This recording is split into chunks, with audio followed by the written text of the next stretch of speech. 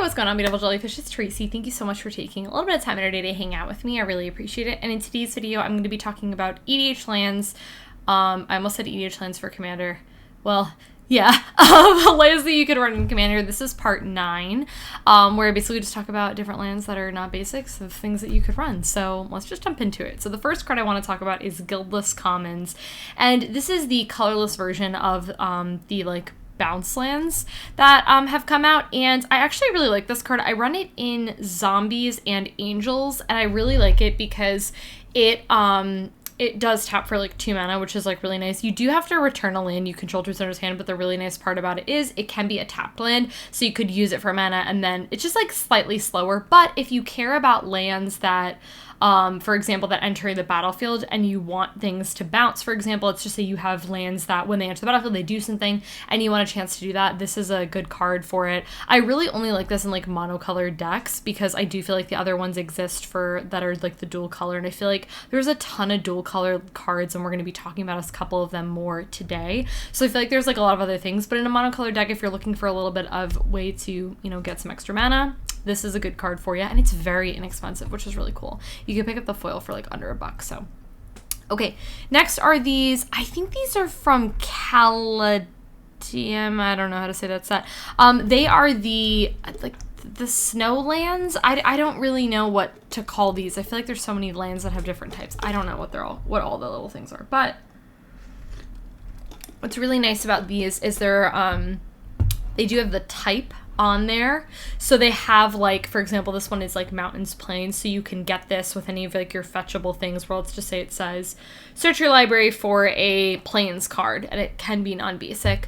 What's really cool is you could get cards like this. This is just kind of in there for someone who really wants just a budget land card, and you do want that type on there, which can matter in a lot of decks if you're getting a lot of lands out of your deck. They do enter the battlefield tapped, which is the downside, but again, if you're looking for something really cheap and inexpensive that has both types, this is a pretty good option for you. So that is that.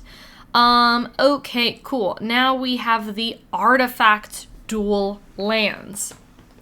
These are really cool. If you're playing a deck that cares about having a lot access to a lot of artifacts, something like when an artifact enters the battlefield, or when you you wouldn't cast a land, but this gets +1/+0 for the amount of artifacts that you control, something like that. The Artifact Dual lands are a pretty good option for you. They're also extremely affordable, which is really nice. They do say artifact land, and they do enter the battlefield tapped, but they are also indestructible. So if you do have a lot of people who are blowing things up in, that does say something like destroy all artifacts, this doesn't get destroyed because it's indestructible. So pretty cool. These are really cool for people on a budget that care about having artifacts on the field. All right, let's talk about Secluded Courtyard, which came out in, I don't even know what this set is. I can't even keep up. Kamigawa, cool. Okay, so this is for your tribal decks. So this says choose a creature type, which also this card doesn't enter the battlefield tapped, which is a bonus. And then it adds colorless to your pool. I like having that option. Sometimes I feel like some lands are which is fine. It just depends on kind of what you need it for. But some are oh, you can only have that mana of that certain creature type enter the battlefield, or enter the battlefield tapped, or whatever. This does add colorless, and it does enter the battlefield tapped, which is really cool, so you can use it right away. And then you can add 1 mana of any color to your pool. You can spend this only to cast a creature spell of the chosen type or activated ability, which I think is really cool. I like that this says, because we've seen cards like this before that's spend this mana only to cast a creature spell of the chosen type. We've seen that sort of things before, but I like how it has that activated ability, which is really cool that it's just kind of stapled onto there. So overall, I think this card is really cool. It definitely belongs in those tribal decks, but it's a pretty good card for that. All right, this card is actually pretty new to me. I discovered it when I was looking at cards for Reen, I believe, and that is Pillar of the Parnus. And this is add 1 mana of any color to your pool, and you can only use this for a multicolored spell.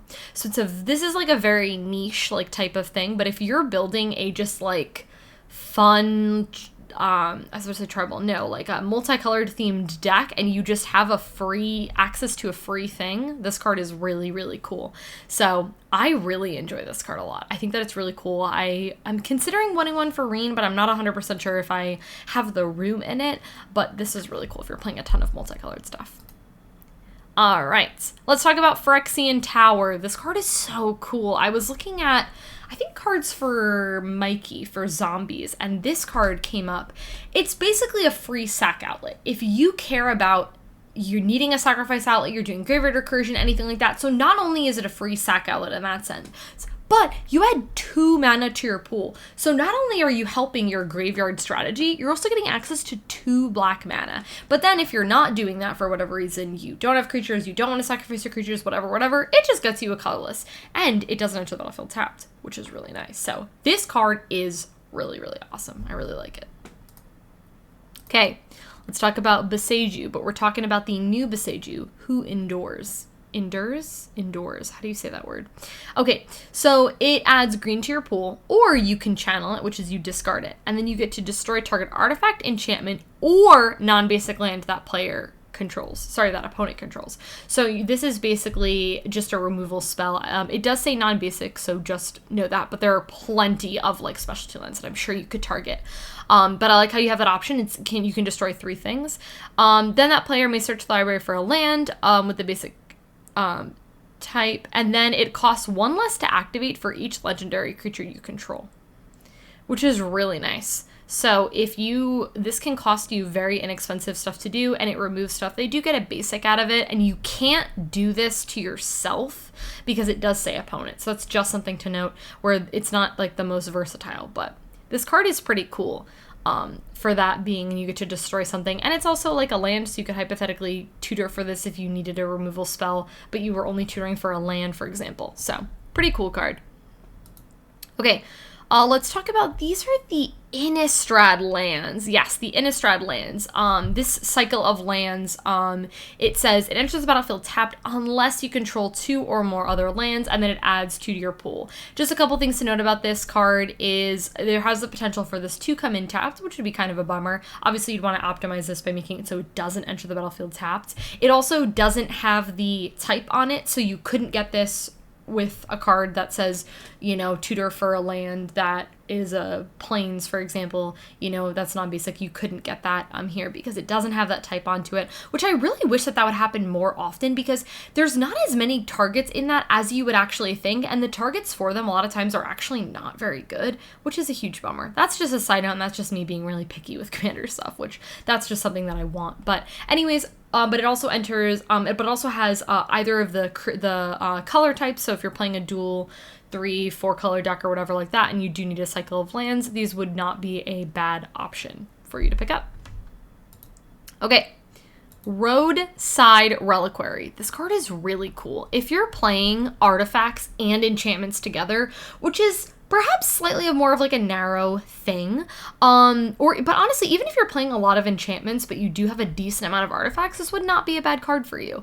It adds 1 to your pool, it does into the battlefield on top, which is cool, and then for 2, and then tap it, you can sack it, you draw a card if you control an artifact, and you draw a card if you control an enchantment. So if you control both, you get to draw 2 cards out of this, which is not bad, especially depending on what colors you'd be in. If you're struggling a little bit to draw cards, this is definitely not a bad option. I'm actually thinking about picking this up for Alila. The trickiest part about that is that it's colorless, and I kind of need my colors, so it's like the only tricky part. But if you're playing this in a mono or a 2-color deck and you wanted to throw in a little bit of extra card draw, this is not a bad option. And you can recur it too, which would be pretty good. So, cool card.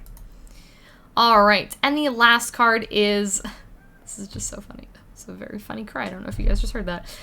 Study Hall, which came out in Commander. Looks like 2021. Okay, so it adds 1 colorless to your pool, which is, whatever. That's standard. And then for 1 and tap it, so you have a little bit more to pay for that, you add 1 mana of any color. When you spend this to cast your commander, you get to scry X, where X is the number of times it's been cost from the commands on this game. Here's the deal, is I would say the best case scenario for this deck, for this card to be in, is in a commander deck where your commander is dying all the time. So probably if your commander is pretty cheap, because if your mana, if your commander costs like 6-7 mana or something like that, your commander might not necessarily be dying. You might not necessarily be, maybe it's dying, but you might not be casting it as many times. So this card doesn't necessarily fit. But if you're playing like a 1, 2, 3 color mana cost commander, and you're casting your commander all the time, this might not be a bad option because you get to scry, which is really, really cool. So yeah. And it does add it to cast your commander, so it's like of any color, which is actually really nice. So that can help you with your mana cost. So Yeah, guys, that is everything for this video. I hope you guys enjoyed chatting about some lands. I'd really like to know what lands are some of your favorites that are non-basic, and maybe they'll be featured in a future part. I already have part 10 mapped out. No, I don't have part 10 mapped out, but I have a couple of cards that I want to talk about in that video. So if there's anything that I have not mentioned in this video, or if you checked out my other videos too, because again, this is part 9, so I have a ton of other parts. If you want to check those out as well, if I didn't mention some of your favorite cards, maybe they'll be featured in a past part. If you guys like this video, go ahead and give it a thumbs up. Subscribe to our channel if you're not already, and I'll catch you in my next one.